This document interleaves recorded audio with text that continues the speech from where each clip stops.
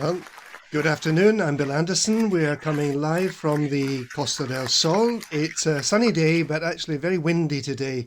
I don't know whether it makes it a good day for kite surfing or a bad day for kite surfing, but they were predicting 3 to 4 meter high waves.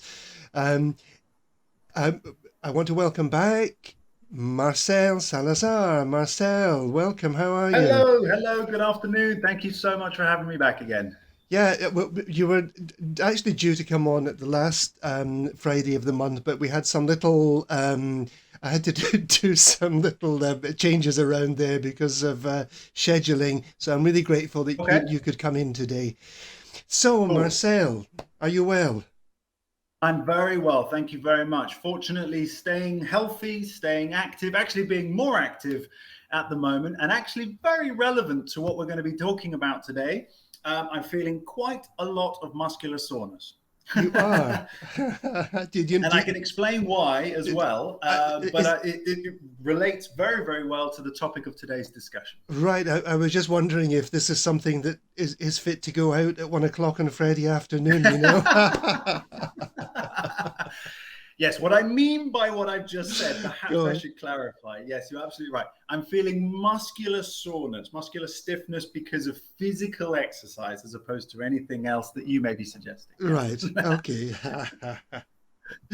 Right. And so we're going to be talking about stretching today. Yeah. Yes, Let's that's see. exactly right. There have to be some puns in here. Let's see if we can stretch this out for an hour, Marcel. Indeed. Let's see what we can come up with. Let's stretch this out for an hour. Very good. That's the beginning. Okay, good. Let's see what else we can come up with. Yeah, Right. exactly. Where would you like to start with this one, Marcel? Okay, so what I really would like to explain, first of all, I'm going to talk about the reasons why we'd want to start stretching, and why I recommend it to almost all of my clients, and then how to do it, different forms of stretching. Right. And then I'm going to explain a little bit about maybe why you wouldn't want to stretch, what the reasons would be for that. But this is Okay. going to apply for the majority of people as to why you would want to stretch. Right. And so maybe I'll start with the different forms of stretching. Right. So you have three fundamental ones. There are a few more than that, but I'll go into the three basic ones, which are static stretching, which is a Okay. stretch without movement, simple as that.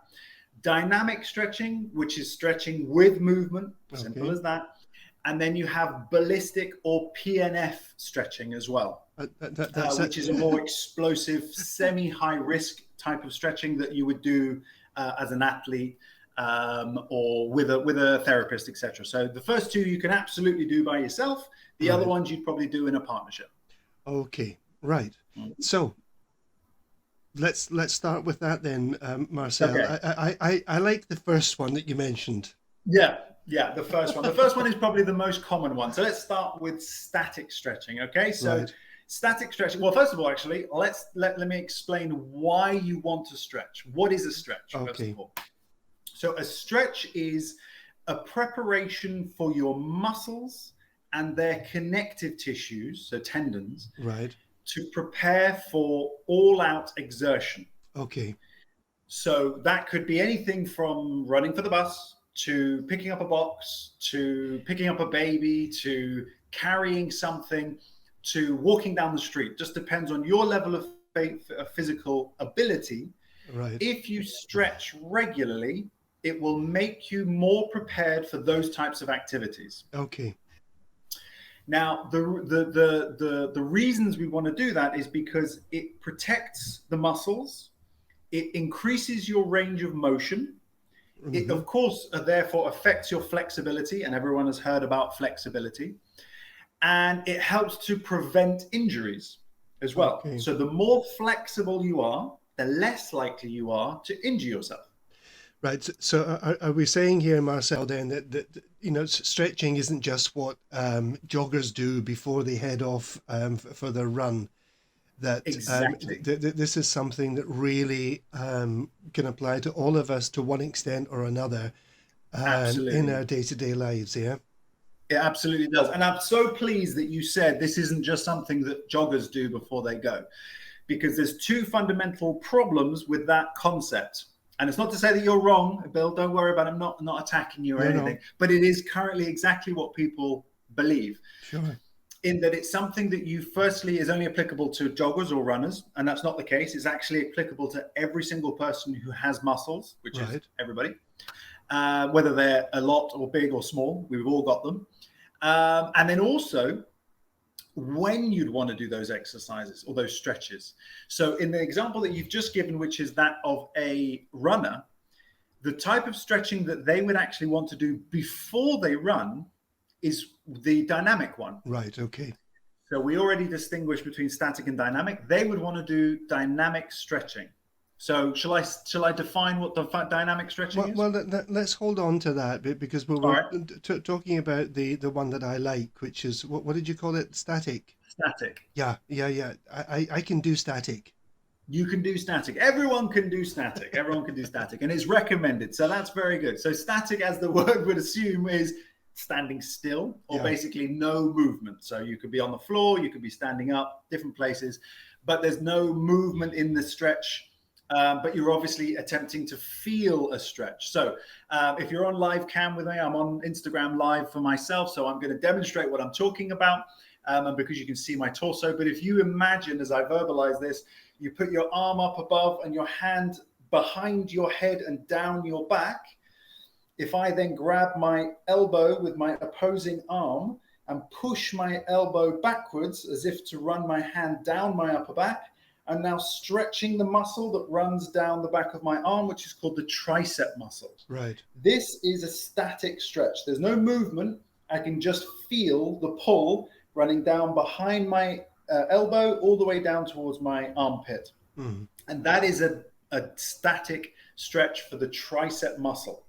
Okay. So when would I want to do that? Well, I would ideally want to do that stretch when I've done some form of exercise for my triceps. So that could be anything like press-ups. It could be anything like chest press if you're in the gym. It could be any form of elbow or arm straightening activity. So anytime that I'm going from a bent arm position to a straight arm position, the muscles I'm using to do that are called the triceps. Right. And if I've done any form of exercise or activity that's done that a lot and I'm feeling tired back there, to stretch that muscle, all I would need to do is bring my arm behind my head and pull my elbow behind my head as much as possible. And if you're watching this live or on replay, you can obviously give this a go. Or if you're listening, give it a go and you'll feel a pull down the back of your arm there. And that will stretch that tricep muscle, but without a lot of movement. And therefore that is called a static stretch. And you would want to do that after you've done some form of exercise for that muscle. And crucially, you'd want to hold that stretch for more than 15 seconds. Right. Okay. So the 15-second hold is very, very important. Yeah, I suppose I had this idea that the stretching was what you did before exercise, but what you're saying with the static stretches is this is after exercise. Absolutely. That's right. That's absolutely right. And this is the fundamental problem, because in the old days, I'm talking 25 years ago and more, we were told to stretch before activity, and we were told that it needed to be the static stretch. Right. But actually what research has found is that actually that creates more problems than it solves, and it can result in injury. So the reality is you do that type of stretching only after physical activity. Okay. Right. That's very important. Very important. So, I mean, you've described this static stretch for the triceps. Yep. What about the rest of the body? Oh, okay. So let's talk about the fundamentals. So most people watching or listening to this will find that everything from the hip down actually are the most relevant ones. So anyone who walks, and that's obviously the majority of the people listening who are able-bodied to be able to walk on two legs, you would benefit from stretching your quadricep muscle. So the quadriceps are the muscles at the front of the thighs. Right. Again, if you're watching live or on video, I can stand up and show you. But what we're talking about here is to be in a standing position. Mm-hmm. What we can do is two options. If you have the physical capacity to stand up and to bring your heel to your bottom, and most importantly, bring your knee back and your pelvis forwards, that will result in a stretch right down the front of the thigh, just here. And that's quite extreme. I can really feel that because I've been working my legs recently, and that's quite uncomfortable for me, which is exactly how it should be, because I'm stretching those quadricep muscles. So again, to verbalize that, you stand on one leg, bring your heel to your bottom on the leg that you've lifted, squeeze your heel towards or as close to your bum as you can. Bring your knees so that they're level, because you will find that one knee will come forward, probably the bent one. And then as a finale, you push your hips forward. So if you're watching live or if you're doing this on replay, give it a go. Right. Make sure you've got good balance or lean against something and do that. And you should feel a very nice, fairly intense pull towards the front of your thigh in the quadricep muscle. And that exercise, that stretch, you can do every single day. And it's best done after some form of physical activity, even such as a walk by the beach, a walk down to the supermarket, a walk with the dog. When you get home from that walk, you would benefit massively from doing that stretch and holding it for at least 15 seconds. Right. Anything up to 30 seconds, and you can even do it twice if you want to. And is this because, Marcel, that after doing some kind of activity, the muscles are warmed up? And doing these kind of stretches with your muscles warm is really what is advisable.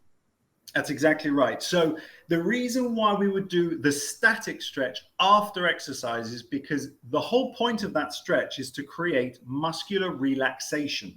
So you want the muscle to be then able to relax after activity, because of course anytime you do any form of exercise or activity, the job of your muscles is to contract, and it's to contract and shorten. Right. So what we want is we want it to relax and lengthen as much as it possibly can. Right. Now what you've just said is absolutely relevant, in that if we are warm, the muscles respond very well to stretching. Right. And the type of stretching that we would do as a warm-up activity would be the dynamic stretching. Okay. So that we can come back into when we finish discussing, or when you're completely clear on the static stretch. Yeah, no, I think that, for people who are perhaps not very active, they don't do sports. Yeah, they may do some walking and whatever, but they're not, they're not doing kind of cardio type exercises and things like that, or sports. I think it's quite important to say that there are still things that we can do to I don't know, keep everything in good condition. Absolutely. And actually, it's interesting that you say that, because it actually becomes more relevant if you are less physically active. Right. Yeah. Because if you're more physically active, you're more likely to stretch.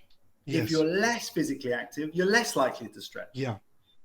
So anytime you go for a walk is an opportunity for you to be able to stretch, because I'll tell you what I'm seeing a lot of at the moment, interestingly, and it's in men more than women, because men are usually tighter than women in their muscles, is extreme tightness in the muscles that actually eventually causes pain. And I had a patient who's a classic example of this about 2 weeks ago, who we did manage to sort out brilliantly. And actually, if you want to read his story, it's on my Google reviews. It's fantastic. Fantastic review, feedback as well. And then I have another gentleman who I'm seeing today who has a very similar condition, whereby his muscles are so locked up, they are changing the way he walks, and it gives him constant pain. So now he can't get on the golf course. Anytime he walks for more than 15 minutes, he has to stop and sit down. Right.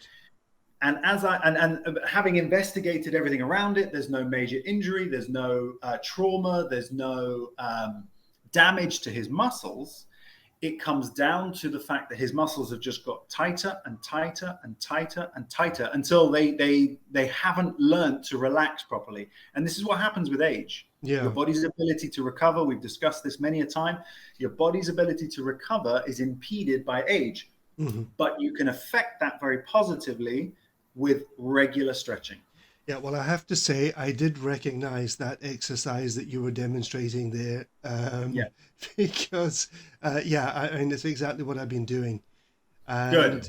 And yeah, it's interesting that, what you're saying, my problem was a pain in the knee. and Yes, you identified that the stretching that was needed was really this muscle on the front of the thigh, the quad. Yeah, and exactly that and that type of exercise. And I have to say that yeah, it didn't disappear instantly, but I don't even think about it now when I go out because brilliant. the pain has gone, and I have a sort of calendar that I'm married to. When she says, "Have you done this? Have you done that?" And are you still doing your exercises? Are you doing your Very stretching? And good. yeah, Very yeah. good. But Very good. I do hold on to a wall while I'm doing it just in case. Exactly, but that's okay. That's really important because not everyone has the balance to do it on one leg. It doesn't even matter whether you've got the balance to do it on one leg because it's much more about the stretch than it is about your balance. Yeah, The more you do it, the more balance you'll get anyway, and the more you do it, the more comfortable it would have become. And you absolutely hit the nail on the head in regarding to the pain didn't instantly go away. And the reason is because stretching, like strength training and like exercise, is something that has to be done consistently. sure. So the benefits are reaped after a period of time. It's Hmm. definitely not, sometimes it is really quick. When the body really wants it and the body recognizes it. Let's say if you've had a trained individual who then hasn't trained for many years, the body recognizes it through muscle memory. It recognizes stretching, it loves it, and it adapts very quickly. With everybody else, it could take months. It could take a couple of months of regular stretching, and suddenly the difference is profound. And as you say, the pain drops, the movement improves, flexibility is better. Yeah, More suppleness, more readiness to do activity, more better blood flow to the area. And that's another part of it, is blood flow through and to the area. What I find very often is, particularly with these clients that I was mentioning, their blood flow to the area is really limited. right. So as a result, there's no refreshing of the fluids inside. It's like drying out effectively. Sure. And again, this is what happens with age, but there's absolutely things that you can do to improve that. Yeah. So it's well worth doing. Even if you don't do a lot of exercise, it's well worth doing stretching and learning about it. Yeah, because I didn't have anything serious, but I had this niggle for 2 or 3 weeks in my knee, and I was certainly very aware, Marcel, that first of all it was making me limp, and that's not comfortable when you're walking and you're limping all the time. And of course, that That's right. limp was actually causing problems or pain in my hip There we because go. everything was out of balance. And what Yep. I will say was the session that we had together and the exercises that you showed me to do afterwards. I mean, there was some instant relief, I have to say, but it took a couple of Fantastic. weeks to be able to say, yeah, I'm not even thinking about it now. When I get up, I'm not thinking about the pain, but Good. and yeah, it was basically stretching. Yeah. So imagine if you had ignored the pain or tried to fight through it and it had continued to get worse and worse and worse. You now don't have a problem necessarily just in your knee. You've now Yeah. got a secondary issue in your hip. Yes. Yeah. And so now these things start to build up, and the solution is so simple, is so quick. It's something that can be done in 2 to 3 minutes every day. Sure. And that solves both problems, the hip and the knee, Yes. because the hip is only a problem because of the knee. That's right. Yeah. But if you get rid of one, the other one goes away with it too. And that's why stretching can be really an absolutely fundamental methodology to help prevent, even to prevent the necessity or urgency to come and see somebody like myself. Yeah. As much as I obviously would love to encourage everybody to come and see a therapist because we can definitely help you, Sure. there are some things you can absolutely do by yourself. And my task is always to make people self-reliant Yeah. and to give them the tools to be able to do it by themselves, as opposed to depending on a therapist and so on. Yeah, and the thing in Spain is that, yeah, I mean, we actually have a very good health service here in Spain. I wouldn't Yeah, it want is to pretty take good. away from it, but for the kind of things that you're talking about, if you want to see a physio, for example, you might Yep. need to wait 2, 3, 4 months or whatever, and Yep. you really want these things dealt with as soon as possible, Yep. don't you? You do, and what I've heard from those individuals who have had to endure the local physiotherapy is that there are two fundamental problems. One, the wait time. Two, that the treatment periods are very brief. They're very, very quick sessions, and as a result, what that indicates is that they're massively overworked, and it's in and out, get them in, get them out, get them in, get them out. So there's very little in the way of care. There isn't a lot of time to spend, even doing manual therapies if need be, which is very useful with tight muscles. Stretching is something that you would do in your own time. But when you come to somebody like me, I will accelerate that process of recovery because I'm able to manipulate the tissue to increase blood flow, to increase elasticity, to stimulate the muscles, to improve blood flow. As I think I said that. So, it's very, very useful.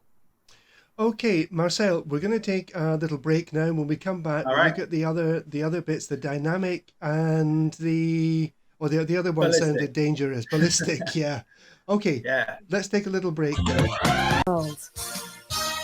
Welcome back. I'm Bill Anderson. We're coming live from... Oops.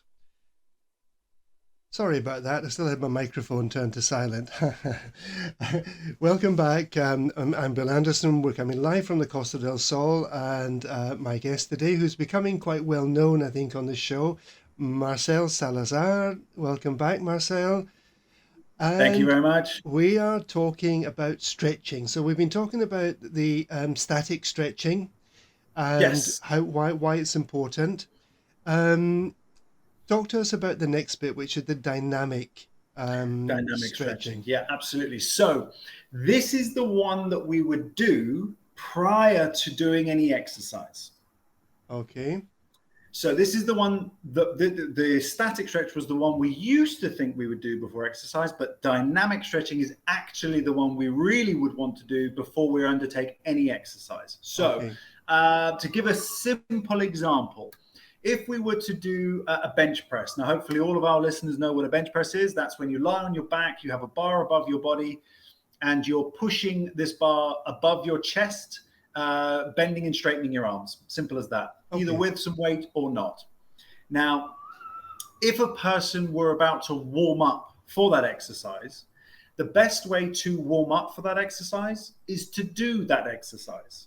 All right. Okay. So this may sound really logical or simple, but let's say for example, an individual who is a trained individual is going to do a bench press and they're going to apply 40 kilos, let's say, in total. The bar itself may weigh 20 kilos, which is literally half.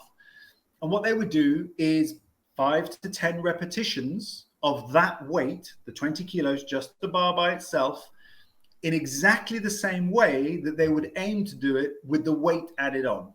Right. Okay. I'll give you another example that's a different world scenario, but the way that a person would warm up to prepare not just their muscles, but their nervous system as well for activity is to actually do the exercise that they're planning to do. But it's a stretch. It's not a muscular element. It's a stretch activation because we'd want to go through the full range of motion of exactly what you're going to do. In this case, a bench press. So if you're watching live in video, you can see that my arms are coming all the way back and then straightening all the way ahead. Right. Coming back and then going forward. And what's happening is I'm elongating the chest muscles, which is the muscle that I'm actually looking to use, as well as the muscles at the back of my arm in order to do this activity. And because I have a little bit of weight that I can manage, it's preparing me for when there's a lot more weight involved. Right. So that would be preparation and what's called a dynamic stretch or warm-up exercise. So I suppose if you were, for example, going to be playing tennis, you would start off by knocking some balls back and forward. And, exactly. What you wouldn't want to do is you wouldn't want somebody to send a cross-court ball and sprint for it from the moment you get on the court. Right. Okay. That's going straight into the exercise, and that's basically setting yourself up for an injury. What you would want is you might start on half the court, and then you just tap the ball, few back and forth, back and forth, back and forth, get the movement going, getting the racket to swing, moving the wrist, starting to move the arm. Then you take a step back and you continue to hit the ball with your partner, and then you take a step back. And after about 2 or 3 minutes, you're at the baseline. And then you're doing more wider strokes, still hitting it very lightly, still driving the ball over the net, but you're not powerhousing it in any way, and you're not exerting maximal effort through the stroke of the ball until after about 5 to 10 minutes. You've started to build up the power a little bit, maybe building in a bit of top spin and so on and so forth. And that would be a dynamic warm-up with even a little bit of stretch, because all the movements could be exaggerated but slowed down, which puts a lot less stress into the muscle. I suppose my way of looking at this, and you can correct me if I'm wrong, is that by doing that, you're actually warming up the muscles that you're going to use for the sporting activity. Correct. That's exactly right. So I'm going to demonstrate and talk through other exercises that would be perhaps more real world in everyday life. Let's say, for example, if we were going to go for a walk. A great dynamic stretch / warm up is to stand up, reach your arms up above your head, and march in the spot. This is an exaggerated action in order to prepare your muscles in a controlled way. So I'm going to stand for a moment with those on live video. We stand up and we march on the spot, just like so. And what that's going to do is it's going to start to prepare the hips, it's going to start to prepare the calf muscles, it's going to start to prepare the quadricep muscles. Because you won't be walking like that. You won't be walking with your arms up and your knees going up above your chest, unless, of course, you want to. But you can warm up the muscles by just doing that at a very slow pace. You're not going anywhere. You're staying on the spot. But that is effectively opening out the chest, the abdominal muscles. It's affecting your posture. This is another element that stretching is absolutely fantastic for. Your posture is hugely affected by your flexibility, and regular stretching improves your general posture as well. So this is a dynamic exercise that you can do even if you're just going for a walk, because there's some form of movement that's quite gentle, but it's almost mimicking exactly what you're going to be doing anyway.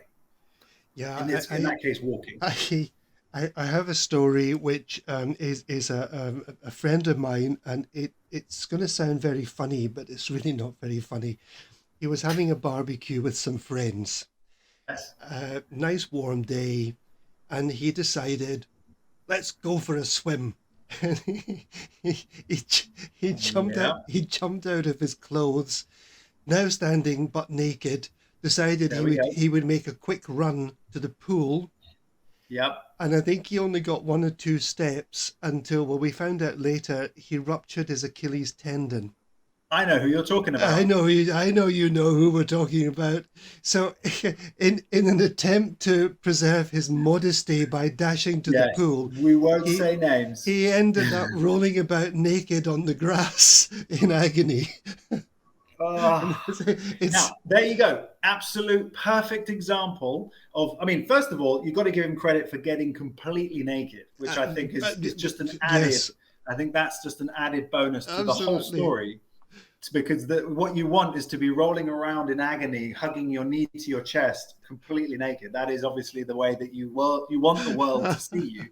But fundamentally, as you said, he wasn't prepared. His muscles, in this case, the connective tissues from his calf muscle down to his heel bone, wasn't ready to do what he wanted to do, which was a full-out sprint, an explosive movement towards the pool to avoid the stares of people in his birthday suit. And instead, unfortunately, because his tendons and muscles weren't ready, he actually ruptured that connective tissue, which is a huge problem, because obviously that's quite an extensive recovery period, possibly requiring surgery. Yeah. Well, he's had surgery. You end up. He's had the surgery on it. He did have the surgery. Yeah, I thought that was. I couldn't remember if he had to have surgery or not, but yeah, unsurprisingly, he did. So if you have a half or more tear of that tendon, you have to have surgery. Yeah. And that's time consuming, and the recovery is long. Well, he said to me, Marcel, I'll send you pictures, and I didn't know if it was pictures of him rolling about naked on the grass or pictures of the surgery, but thankfully it was a picture of the surgery.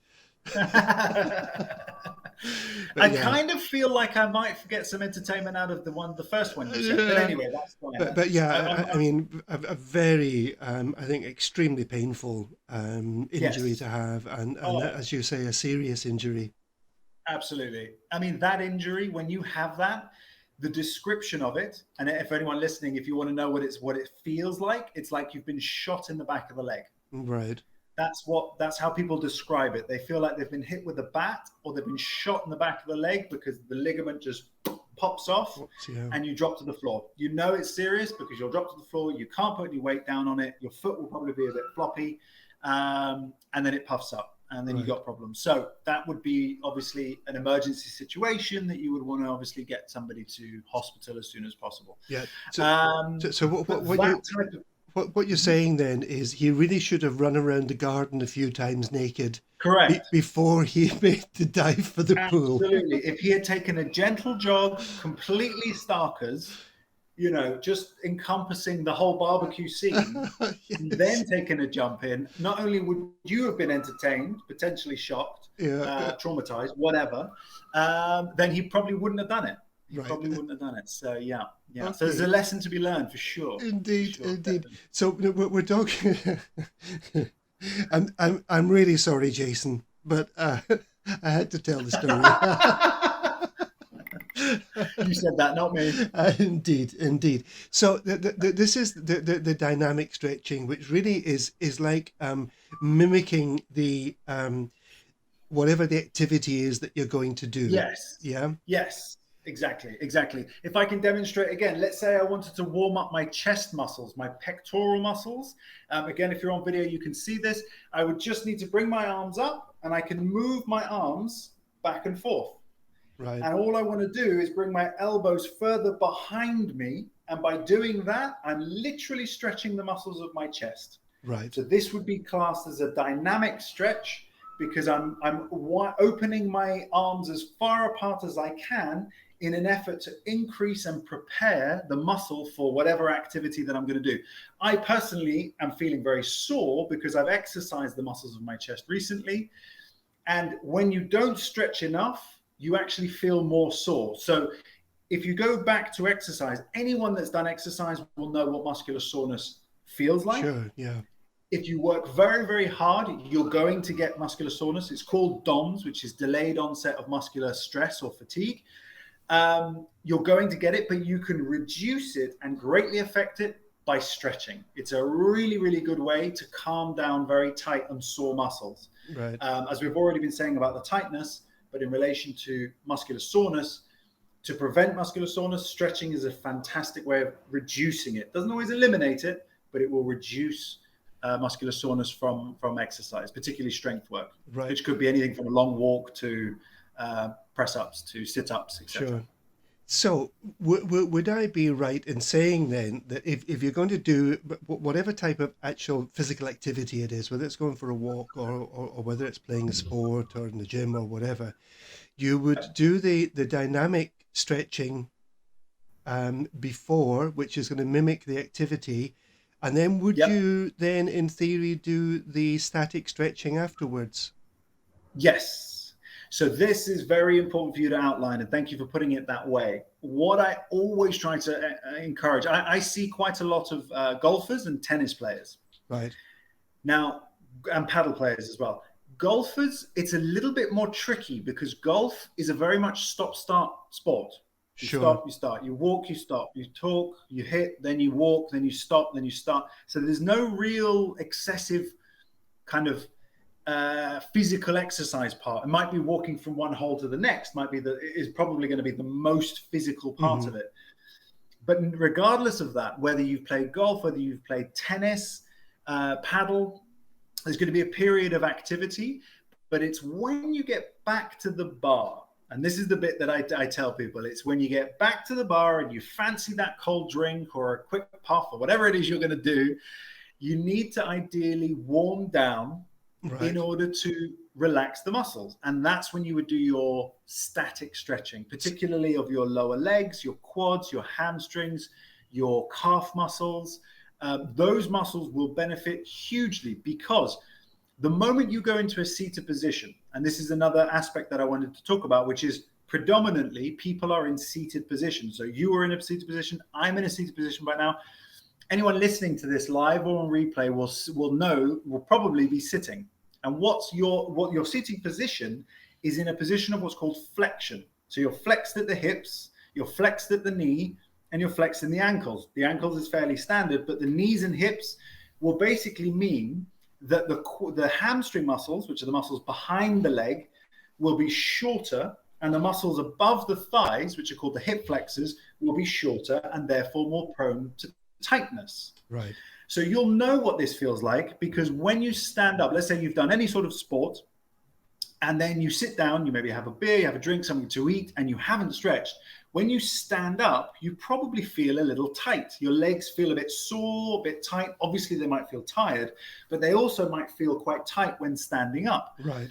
And that is because you haven't relaxed the muscles or stretched the muscles down after being physically active. So all that's happened is the muscle has stayed shorter because it contracts when it's active. It's stayed short, and it hasn't been allowed to relax fully. And that gets worse with age. Our muscles become less supple with age. But with regular stretching, you can recuperate that stretching. So after you've done any form of exercise, golf, tennis, paddle, the static stretch for more than 15 seconds is a very powerful way to speed up your recovery and to make you more comfortable for the next time you play. Yeah. I know when I haven't been out for a while, but we used to do a lot of hill walking in the mountains around Mijas. And, you know, sometimes you've been out for 2-3 hours, and then you reach a point and you think, oh, I'm going to have a sit down. So we sit down for 10 minutes, maybe to have a sandwich or to have some water or whatever. And then getting back up again is murder, isn't it? Yeah. It's like you're made of wood or something. Yeah. Like, oh, yeah. And that's a prime example. That is exactly what happens. You've been physically active. Suddenly you go into this flex position and you stay there for a bit. And you're kind of thinking, well, when I stand up, I'm going to feel better, actually. When actually it's harder to stand up because everything's kind of seized up. It's seized up, yeah. And that is a big part of it. Whereas if you were to stretch for 2 or 3 minutes, no more than that, before you sandwich, then you sit down, you'll probably find that getting back up again would be much, much easier. Okay. So there is a mineral aspect that I would just throw into the mix here. It's very, very common, but the mineral that is incredibly powerful is magnesium. Right. So magnesium plays a nutritional part. And as you know, I always like to cover the bases nutritionally as well as physiologically. Magnesium plays a big part in muscle contraction and muscle relaxation. If you are deficient in magnesium, you will have very tight muscles. They won't be able to relax very, very efficiently. So supplementing magnesium is very useful. And I always and highly recommend Epsom salt baths. They are fantastic, and they really help sleep as well. And that really is, it's a very old cure or whatever, isn't it? I mean, I remember when I was small, which wasn't yesterday, you know, if I hurt my ankle or something like that, it would be a basin with Epsom salts in it and soak it. I mean, the best advice I'd say for somebody who's done a long endurance activity, long walk, played a lot of sport, a marathon, those types of things, you will leak a lot of your magnesium through your sweat, a lot of minerals through your sweat. Yeah. So one of the best ways to recuperate and to minimize soreness is to have a magnesium bath. And you're absolutely right. I mean, it's what they say is an old wives' tale or whatever, but it's not false in any way. There's science behind it. The magnesium is absorbed through your skin, and it goes directly into your circulatory system. So I would argue that doing it that way is slightly better than taking capsules. Right. Because it has to go through your digestive system if it goes via capsules, which can destroy a lot of it. So if you can have a bath before you go to sleep or after major activity, it's a fantastic way to help the muscles to relax, to process the waste products created by exercise, and to help you recover much faster. And it's magnesium, because Epsom salts effectively are magnesium salts. That's what they have. Yeah. And actually, compared to a lot of supplements, they're dirt cheap, aren't they? They are super cheap. I mean, I sell bags of it here in clinic. I sell bags of magnesium salt because it's cheap, it's easy, it's non-toxic, there are no side effects, and it helps. Yeah. So it's brilliant. Yeah, absolutely. Okay, that's very interesting. If people We live in the countryside, and we're going to be very careful with water. If we don't really have baths, we have quick showers Right. usually. Yeah. So, in that situation, would you recommend taking some kind of magnesium supplement? Absolutely. You can totally take a magnesium supplement. The recommended dosage is around 1,000 milligrams, Right. which is quite a low dosage, actually. If you feel like you're deficient, you can take a little bit more than that. Obviously, follow any recommendations. Check with your doctor if you're unsure about Mm, any possible adverse reactions, which is extremely unlikely. But you can take a little bit more than that. But as a solution, if you wanted to get into your bloodstream, you can do a cheat, which is hot foot bath, fill right. the thing with magnesium salt and dip your feet in there because it Right. will still go in through your skin and it'll get absorbed systemically anyway. Okay, Marcel. Now we're getting on to onto the one. I should ask if you kind of finished that part. Yes, And yeah, I feel that. So the one thing I did want to say finally about the dynamic stretching is that the duration of the stretching, let's say if we're doing the arm movements, things like that, the duration doesn't need to be more than 10 seconds. all right, okay, So that's quite important because the static hold, it can be about 10 to 15 seconds, but the static hold is 15 seconds or more, and that's very important. And the dynamic movements need to be about 10 to 15 seconds only. okay, There is something within the body called the stretch reflex, which is a topic I can get into as we move across into PNF and or ballistic stretching. right, okay. Well, let's Yeah? let's go ballistic, shall we? Let's go ballistic. Love it. Okay, fantastic. So ballistic and or PNF. I'm going to talk a little bit more about PNF because that's a concept that I actually do in clinic because it's a brilliant way of increasing flexibility very quickly. Sure. But it's a little bit more risky, which is why you want to do it in a couple or a partner, and you ideally want to do it with somebody who knows how to do it. Right. Whereas ballistic is a high risk activity with a quick return, but it's very rarely done by health professionals. I don't do it, but it's the final version of what I'm going to explain with PNF. So PNF is a fantastic abbreviation for a word called Proprioceptive Neuromuscular Facilitation. Okay. Now, Bill, feel free to repeat that after me. Yes. Pro, Sorry, caught you pro, out. pro, Proprioceptive Neuromuscular proprioceptive Facilitation. neuromuscular. What was the last bit? Facilitation. Proprioceptive Neuromuscular Facilitation. Yeah, yeah. It's easy for Yeah, you that to one. say. Okay, PNF. Let's stick with PNF. All right, cool. So PNF is a concept of using the muscles against each other. Now, without getting too technical, muscles always work in pairs, Right. okay? And if we were to get a little technical, if you were interested, they are called an agonist and antagonist. Antagonist. Yes. So you've got a pair. So a good example of a pair is the quadricep muscle of the thigh, the one that causes extension at the knee, and the hamstring of the leg, which causes flexion at the knee. So that bends the knee. So the quad straightens the leg and the hamstring bends the leg. Okay. Now, one is an agonist, the other is an antagonist. So in this case, let's say the quadricep is the agonist and the hamstring is the antagonist. Okay. Now, what we can do with PNF stretching is we can effectively use, actually, before I say that, the muscles will only ever work in a singularity. They can't necessarily both be active at the same time. Right.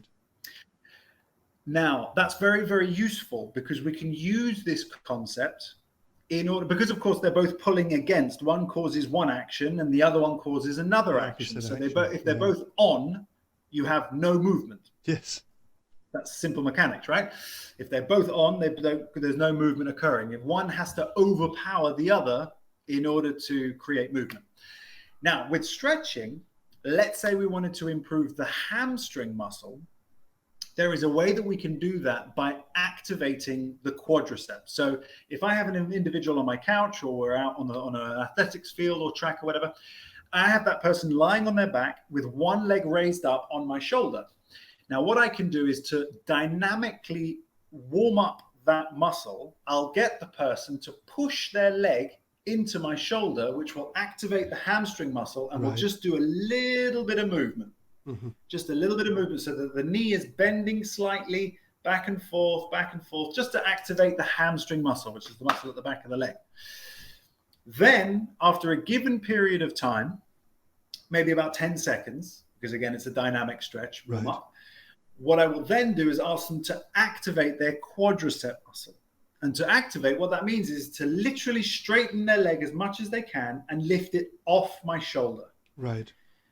The moment they do that, they are activating the quadricep muscle, which is deactivating the hamstring muscle, allowing it to relax more effectively. Okay. And the word, there's actually a technical word for that, which again is one that I love. It's not quite as long as PNF, but it's called reciprocal inhibition. Okay. Okay. Reciprocal inhibition is a fantastic word, and it basically means that I'm activating one muscle with the aim of deactivating the other muscle. Right.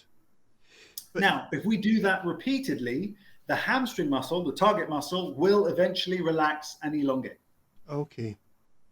So this is something, this is the health warning bit, though, isn't it? That you're saying that this is the kind of exercise you really want to be doing with someone who knows what they're doing. Yeah. Yes, exactly. So this type of stretching is something that you would come to me for, or a trainer who's got specific skill sets in that sort of capacity. Yes, that because this one has a slightly higher risk. The other two are very low risk. Right. This one is slightly higher risk. Yeah. Okay. So what kind of people? So by doing that, it's very effective. Yeah, what kind of people would come to you looking for this kind of stretching therapy? Yeah. The people I tend to work with who do this are predominantly men and or any person who is quite physically active. Right, okay. So I see CrossFitters, rugby players, paddle tennis, golf. All of them are, golf less so perhaps because it's much less intense. Right. But the other sports, if they want to improve their flexibility, if they want to improve the movement around their hips or their knees, this type of treatment protocol, or wherever I'm training, it's not just the legs we can do this on. We can do this in the shoulders. We can do it in the biceps and the triceps, the chest, all sorts of different areas with the calf muscle as well. If the person wants to improve these parts, then that's something that I would work with them specifically. You don't have to be an athlete to do it. Right. You can absolutely be a relatively active person. The reason I wouldn't necessarily do it with somebody who was very sedentary is because the load that we're using, which is just their own muscles, really, might struggle with what we're doing and become very fatigued very quickly. Whereas somebody who's done some form of exercise would probably find it more than capable. And then their muscles would be prepared enough to manage the stress of the stretch that I would apply to the given area. And it's very, very quick and very, very rapid in terms of the change. I can have as much as 20 to 30 degrees increased range of motion just from one session of stretching on the hamstrings. It's fantastic. Yeah, but as you say, if a person doesn't have a certain level of fitness, they're not going to be able to do this very easily anyway, are they? No, they're going to struggle with it, and it would be done at a very low level. And I would always try to prepare the person by teaching them about how to recognize a stretch first. Right. So the dynamic or the static stretches first. Yeah. And that was like when I went for my medical for renewing my driving license, and the doctor said, "Touch your toes," and I said, bending my knees or without bending my knees? It's a valid question. Very valid. Yeah, and she meant without bending my knees. I could feel it in the hamstrings, I have to say. I bet you could. Yeah. I guess the reason that they're testing that is to see whether you physically can without either falling over or not. I mean, I'm not quite sure exactly what that's measuring. Yeah, they do a few things in these medicals. I'm not quite sure what the principle is behind it, Marcel. Marcel, we're talking old school there. We are. Listen, we did stretch it out for an hour. Our time has gone, We Mr. did stretch Salazar. Out. Very good for a whole hour. Amazing. So thank you very much once again for joining us, and You're so welcome. it's I think given us a lot to think about, and something I think for everyone here. You know, whether you are, you know, going for the Ironman or whether you're going for a walk down the street to do your shopping. Yeah. Marcel, Yeah. thank you so much. May I wish you and your lovely family a great weekend. Thank you so much. And thank you to everyone who's been listening in. And we're going to go out with something from Queen. Thank you, Marcel. Have a great Yeah, love weekend, Queen. everyone. Thank you. Gonna have myself